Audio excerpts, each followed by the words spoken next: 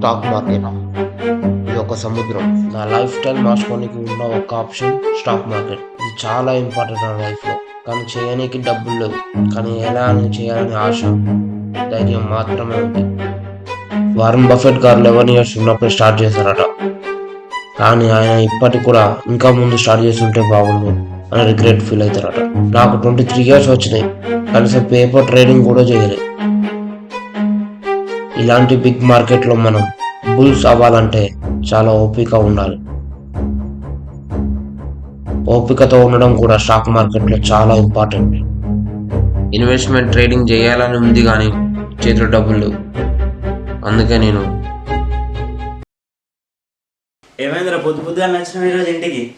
ఏం లేదురా, నీతో ఒక చిన్న అవసరం పడ్డది, అందుకని వచ్చిన. ఇంత పొద్దునంతా నాకు అర్థమైందిరా. ఏం కావాలి? కొంచెం డబ్బులు కావాలరా. అది ఇప్పుడే దేవునికి మొక్కుకున్నారా నేను, స్వామి ఈరోజు ఎవరు అప్పుకు రావద్దని. పొద్దుని దర్శనం ఇచ్చినవేందిరా నువ్వు? చాలా అర్జెంట్ రా భయ్, అందుకని అడుగుతాను. అయితే ఇంత పొద్దుగాల వచ్చి ఎందుకు అడుగుతాయి చెప్పు? ఎంత కావాలి? ఒక 5 లక్షలు కావాలరా. దేనికి అంత అమౌంట్? ఏమైనా బిజినెస్ ప్లాన్ చేస్తురా? బిజినెస్ కోసం కాదురా, స్టాక్ మార్కెట్లో ఇన్వెస్ట్మెంట్ చేద్దాం అనుకుంటాను, అందుకే కావాలి. ఏంది? స్టాక్ మార్కెట్లో ఇన్వెస్ట్ చేయడం కోసం ఇప్పుడు డబ్బులు అడుగుతానవా? అందుకే నాకు డబ్బు అవసరం. నేను మళ్ళీ ఇచ్చేస్తాను నీకు 1 yearలో. అరే నువ్వు ఇవ్వలేవురా భయ్. నేను పక్కగా ఇస్తా అంటానా కదా, పక్కగా ఇస్తారా? ఏదో ఒక గ్యాంబ్లింగ్.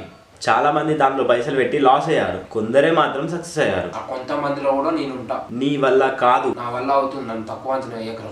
నా మాట విను, నీకు ఒక జాబ్ చూస్తా, ఆ జాబ్ చేసుకో. ఇప్పుడు ఇస్తావా ఇవ్వవా? నేను మాత్రం ఇవ్వలేను.